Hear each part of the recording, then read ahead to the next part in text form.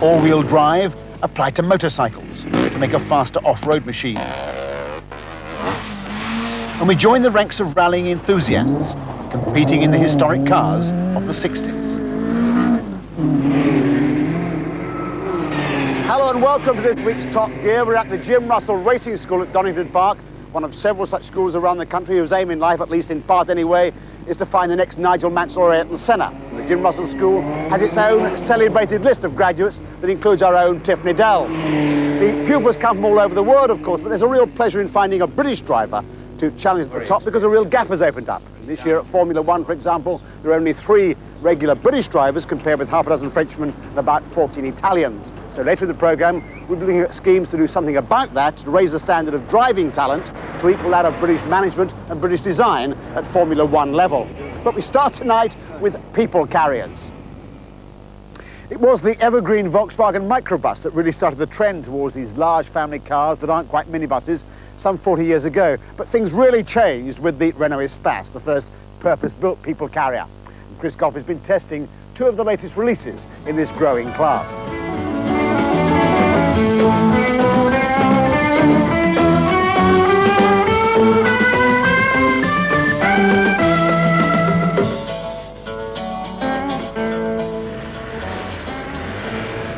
Volkswagen's Transporter is claimed to be the world's most successful commercial vehicle. After all, it's been going for some 40 years now, and in that time they've built 6.7 million examples. Started life as a microbus version of the familiar old Beetle with a flat-4 air-cooled engine in the back. Since then, the range has blossomed into vans, pickup trucks, people carriers, diesel and 4-wheel drive versions, as well as the motor caravans. But now, VW have decided that it's time for a radical change in the concept of the vehicle and hence its mechanical layout.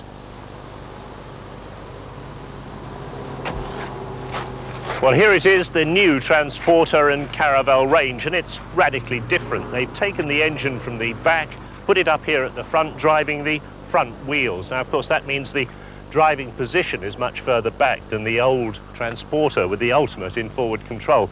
You're sitting behind the front wheels.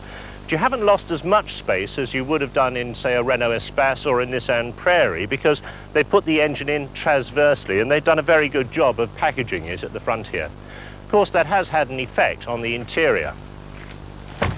So let's see just how much difference it's made. Well, the answer is not a great deal. All 3 rows of seats have moved back in the body, and that means the rear seat here is much closer to the back door than the old Transporter, but the load space is deeper because you don't have an engine underneath. All 5 of the passengers in the rear have an armrest. The seats are very comfortable. They've changed the design of this centre module, and it folds down to a coffee table if you're treating it as an executive limousine. The seat itself slots out easily and stows in the back if you want more luggage space, and these seats come out with the removal of 4 bolts. But it's not as flexible as the Renault Espace system, where you can position any seat where you want it in the interior of the vehicle. You can still walk through to the front though.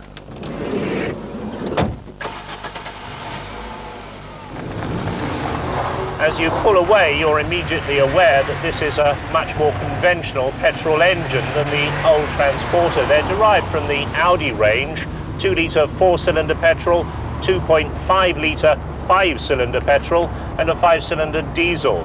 But they've been detuned to suit the Transporter. They deliver their power low down in the mid-range, and they slog away really well. With the weight of the new engines right up front in the nose, the Transporter is much more stable than the old version, especially at speed on motorways when in a crosswind you could find yourself occupying 2 lanes. As you'd expect, the ride in the driving compartment is also much better because you're sitting behind the axle. In the old Transporter, you felt every bump you went over. On the old Transporter, you could slide open the centre windows. Now, on this one, they're fixed. They've given you an extra fan to ventilate the passenger compartment, but certainly my occupants in the back complained of feeling stuffy on long journeys. As you'd expect, the gear change is a great improvement on the old Transporter, where you had a sort of wand that felt as though you were stirring porridge. Now, like all Volkswagens, the new Transporter is very competent, but it does look a bit like a Ford Transit. You have to ask if they've sacrificed some of their individuality. It is a very conventional vehicle.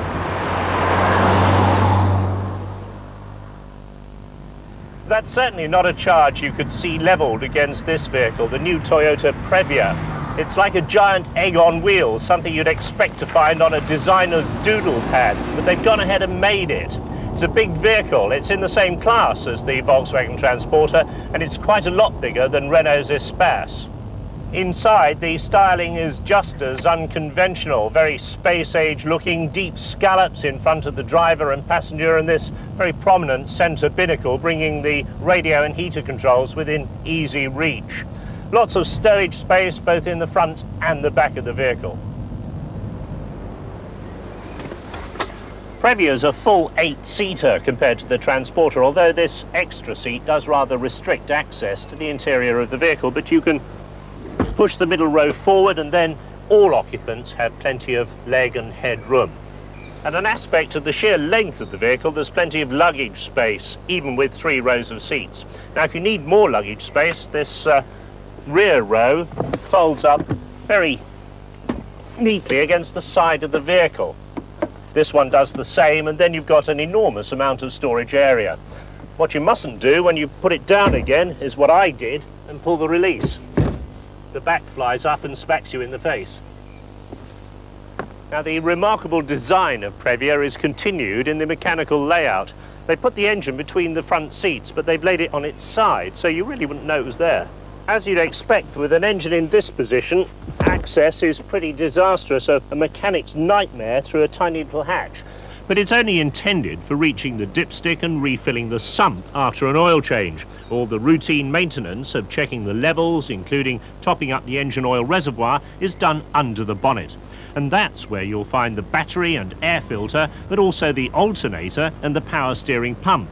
They're driven by a jack shaft running forward from the engine itself. The old Toyota Space Cruiser had a reputation for excessive understeer and instability under braking. Well, thanks to its mid-engine design, the new Previa has none of those problems. Handling is very safe and secure, although the ride does tend to float a bit over bumps. Braking is now very powerful, but it's a nonsense the UK importers of the Previa have decided not to offer anti-lock brakes even as an option when you can get alloy wheels and a silly spoiler on the rear tailgate. Performance is good thanks to tall gearing and the slippery shape. It does over 112 miles an hour and 0 to 60 in 11.3. Certainly won't leave you at the traffic lights. The gear change, though, is controlled by cables. That's enough to send any former Maxi owner screaming off into the woods. It's a lot better than the dreadful change in the old VW Transporter, but it's certainly not as good as the best Japanese changes. Despite its size and weight, the Previa is an easy vehicle to drive. It feels like a car on the road, the steering is light, and the turning circle isn't at all bad. And in this high driving position, you get a good view of the road. They've certainly cracked the ventilation problem. 3 of the windows in the back are able to hinge open, and the heating and ventilation at the front here is very effective. £18,000, the Previa is actually very good value for money when you stack it up against the opposition. It's got the extra seating capacity over Renault's Espace, and it's also got luggage carrying capacity as well. With this extraordinary shape, it's got tremendous eye appeal. It's much more of a car than just a van with seats inside. Well, bearing in mind the government's, indeed everyone's concerned about fuel economy, these vehicles do look a bit daft if they spend most of their time with just the driver on board. It's only if they regularly carry 6 or 7 people that the economics begin to look reasonable. Now, another major government concern, of course, is the control of vehicle pollution. And recently they made a tentative step towards cleaner exhausts by proposing a new check to be included in the MOT test. Here's Sue Baker. In 1960, when Ernie Marples introduced the 10-year test, it covered only brakes, lights and steering, and it was relatively simple to check if they were okay. Since then, it's all become a lot more complicated, and sometime next year the new tests will start measuring the level of carbon monoxide in the exhaust. The proposed limit is 4.5%, but is that too high? And should you trust a garage that tells you you're going to fail on the level of an invisible gas? Now, of course, most garages are going to carry out this new part of the test perfectly fairly and honestly, but clearly there's even greater scope for unscrupulous garages to find new ways of squeezing yet more money out of the unsuspecting motorist. So just how do you check that your car's okay? Well, you can at least make sure that it's kept in an absolutely tip-top state of tune, for example, by consulting one of the independent tuning companies. A company like this can come to your home just before your MOT to check the carbon monoxide level is correct, while doing a more comprehensive retune on your engine should you need it, and all for a cost of around £35. That way the car shouldn't fail its MOT on carbon monoxide. But is the 4.5% level too generous? 4.5 level is set for vehicles built after 1983, and in my experience and the experience of our engineers, that is far too high. The majority of vehicle manufacturers since 1983 are setting an average level, I must stress an average level, of somewhere near 2.5%. So I think 4.5 is far too generous indeed. The actual test only takes a few moments once the engine is up to temperature. But how will cars with CATs be affected? In general, the readings obtained from the exhaust system are so low from a catalytically equipped car that there won't even be a consideration. Indeed, the CO content in this exhaust is virtually zero. Well, of course, it should be clean. When it was first launched back in April 1988, the Toyota Celica GT4 was the very first car on the British market to be fitted with a standard catalytic converter. So the early examples of these are now coming up for 3 years old, and next spring they'll be going through the MOT test for the first time. But a catalyst-equipped exhaust is unlikely to give you trouble, even after 3 years hard use. This exhaust system is already more than 2 years old, and if it were made of ordinary mild steel, like most car exhaust systems are, well, by the time it came up for its first MOT test, it will be starting to rot away and probably need replacing.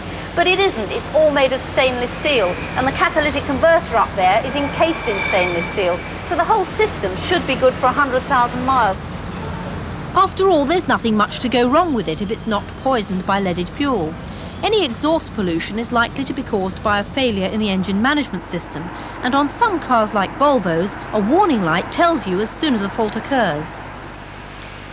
This is a brand new catalytic converter. Now, if you have one of these on your car, it's extremely unlikely that it would ever need replacing. But if for some reason it did, it would cost you around £300 to £350 on average to have a new one fitted. Now, it would be reasonable of you to think, this thing's full of precious metals, it's encased in stainless steel, it must have a scrap value. And indeed it has. The trouble is that the precious metals in the CAT are only worth about £35 in refined form, and the stainless steel about another £25, so the scrap value would be pretty low. They are recycled in some parts of America, but it took 15 years for the industry to get off the ground from the time when all cars were fitted with CATs by law. And even now, they still only offer you $5 for your old exhaust. Now, there are no plans for making catalytic converters compulsory for motorbikes because they lack the sophisticated engine management systems that are needed. Indeed, converting many of the latest technical developments for motorbikes raises all kinds of problems. Anti-lock brake systems, for example, are still rare. All-wheel drive systems are pretty tricky too. This is the Sunshine Development Machine we saw briefly at the last motorbike show. Not, of course, a road machine, but then the developments from competition may eventually filter down into conventional motorbikes.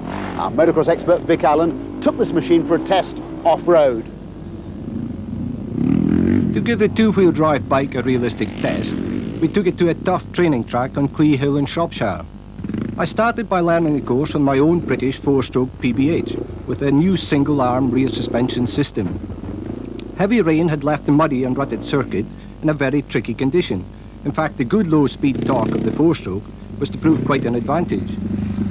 Trouble is, when you ride in the mud, the slower you go, the worse it is. You suddenly have to get a certain amount of speed on. It's very difficult just to hit that happy medium. Got to get power here. Very important to get up this. Let's get the power on the bottom. Really, this is an advantage for four-stroke motocross bikes, this type going. this certainly suits him. It'll be a very nice comparison for when I try the two-wheel drive, because of the two-stroke of the two-wheel drive, you can compare anywhere with the four-stroke. It's certainly an improvement. Off-road motorcycling is all about lightness and grip. This two-wheel drive motorcycle should have plenty of grip, but has it got a weight penalty? The drive to the front wheel is started here with the final drive sprocket. It goes up to a clutch which only engages when the back wheel spins. This then takes us to this drive here, across to this side, which goes down to another linkage which takes us to the front wheel. All this complicated linkage is intended to maintain chain tension as the wheel goes up and down on the suspension. The French Sennett brothers have adopted a different solution on their 2x2 Savate, using centre hub steering. The engineering is clever, but the whole thing's a lot more complicated and could suffer from a poorer lock, a big handicap off the road. And it was off the road that I tried out the 2x2 Sunshine Yamaha. It's a fourth prototype from David Watts and Tony Dennis, and the drive system now works very well. With the front wheel geared 5% slower than the rear, it would have been better suited to sand racing perhaps, but the Shropshire mud was a fair test of its effectiveness. This is where it's good. Somewhere we're going very, very slow. You don't have to give too much throttle, get a lot of grip.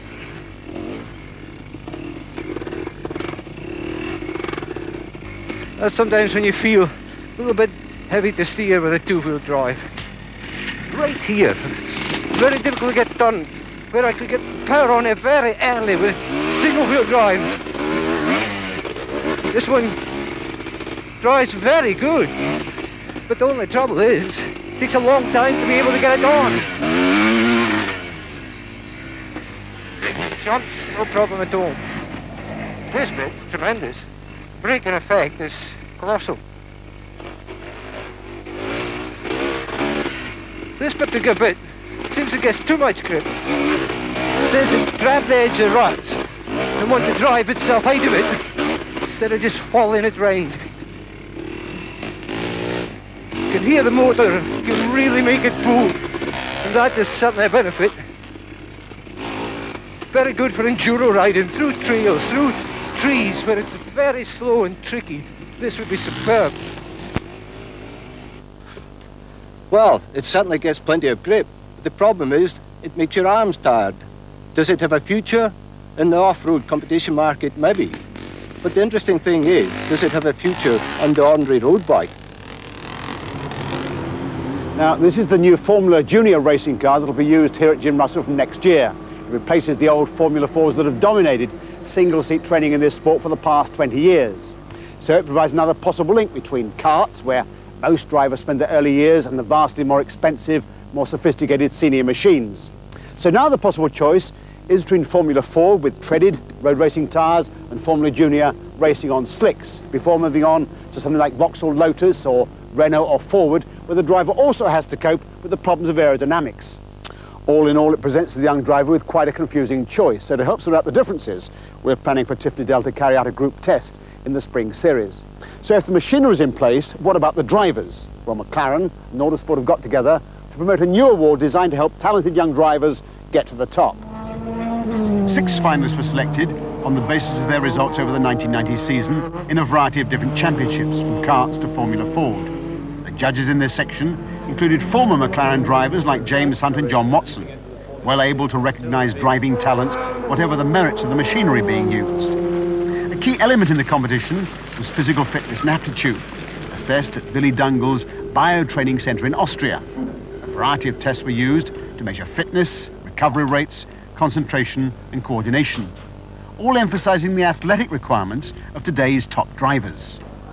Sheer ability at the wheel was assessed at Silverstone, where each driver was given the chance to try out the sort of car he might next expect to drive, and in exceptional circumstances, the next one up as well. In fact, this year's British Racing Drivers Club Motorcraft champion from Formula Ford, Gareth Rees, came out on top after driving a Vauxhall Lotus and a Formula 3 car.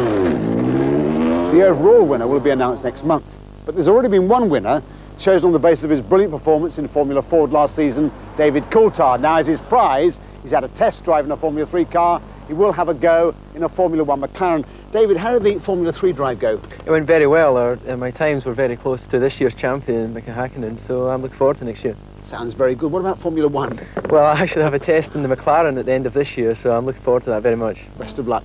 Well, this year David's been driving for the Paul Stewart team in Vauxhall Lotus. Next year he hopes to graduate with the same team to Formula 3, and Paul Stewart himself hopes to move up from Formula 3 to Formula 3000, the prelude to Formula 1.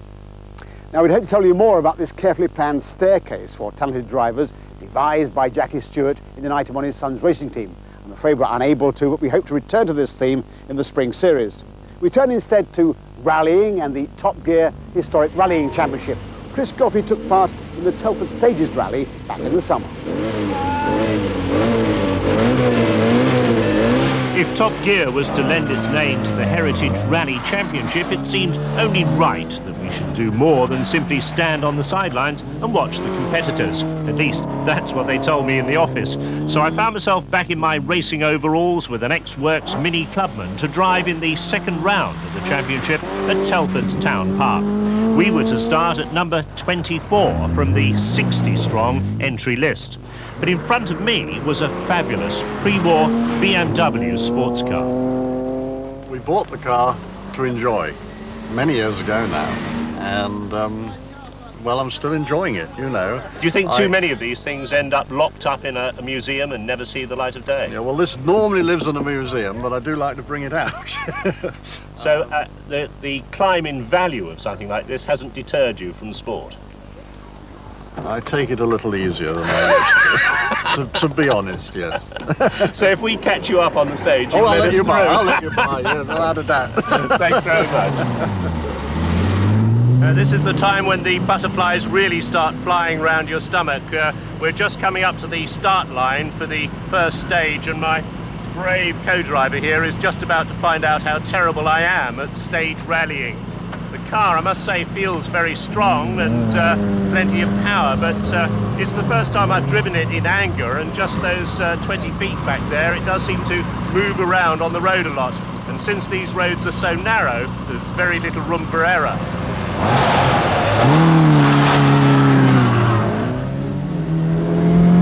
Clutch slips a bit. Use the right bump. Oh, struggle this one. That's it. Not this one, next one, next one. With the limited slip diff pulling the Mini around on the loose, I was finding the car a bit of a handful. Okay, 90 right here. And the sharp bends needed a delicate touch on the handbrake. Something's off, be careful. Keep going, but just watch it. Car off there. Obviously a Mini got it very badly wrong on the loose. And there's no room for error because there's a big hole in the road. 90 right here, Chris. Everybody down a bit. But I wasn't the only one finding myself sideways.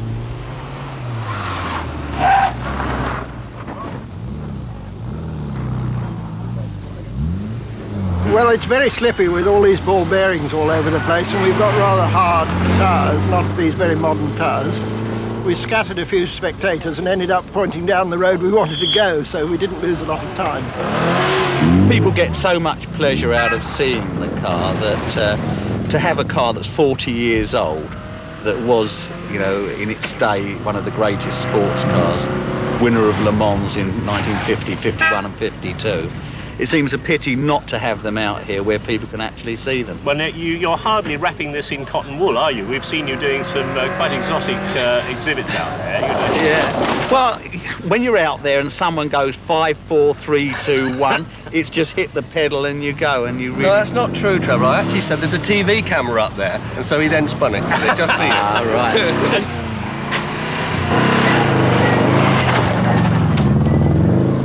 Now, a man with an awful lot of horses under the bonnet.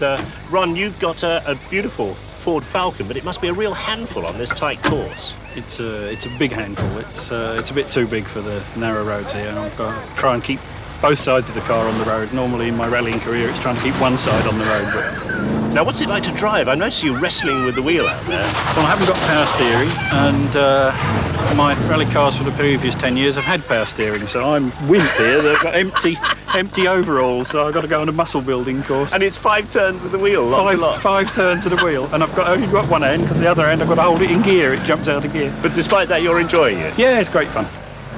Fastest on the stage was Tony Dron in an MGB. This is an exact copy of the 1964 Works Monte Carlo car, down to the little clips on the boot lid and the dash panel, the camshaft, the entire engine specification. It's got about 140 brake horsepower at the flywheel. Exactly. Now, what does standard MGB develop? What's a standard MGB develop? 95. So you've got a lot more power than a standard car here? Yes, but what we haven't got is 1990 technology. This is exactly as the Works car 7 DBL went out for the Monte in 1964. Precisely. We had the build sheet from Abingdon, copied it. A wide range of pre-74 cars take part in the championship, from A90s to the Skodas that did so well for years on the RAC. But of course everyone has a soft spot for the Mini. This is John Brigden's 850 screaming its heart out to the delight of the crowd. And the Morgans were in their element. But soon it was our turn again.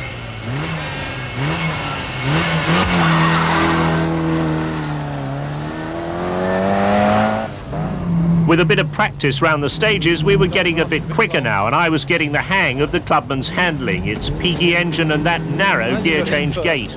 Much more impressive. Beside me, former European historic rally champion Paul Howcroft was occasionally tight-lipped as disaster threatened, but to his credit, he never screamed once. Very nice. With its full Works subguard, roll cage and rally suspension, I had few qualms about the rough surfaces, but I wondered how owners and drivers of the more valuable machines were able to subject their prized possessions to such violent batterings.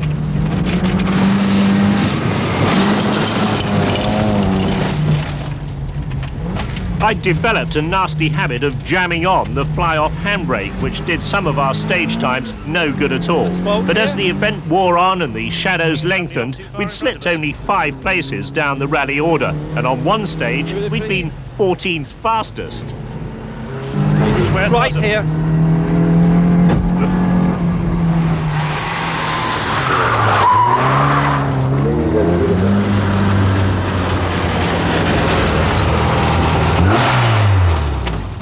Paul, thanks very much indeed. Thank you. A very brave man.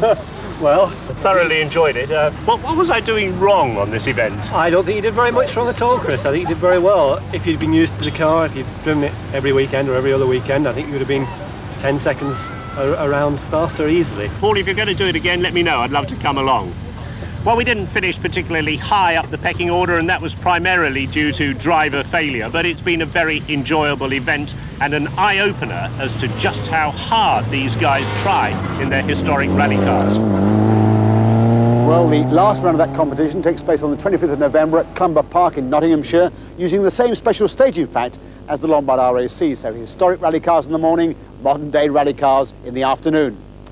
Well, that's all for this week. Next week, we'll bring you a preview of the Lombard RAC Rally and a road test on Honda's new and much acclaimed supercar, the NSX. Tiffany Dell tries it out at Alton Park. See you then. Till then, drive safely. Goodbye.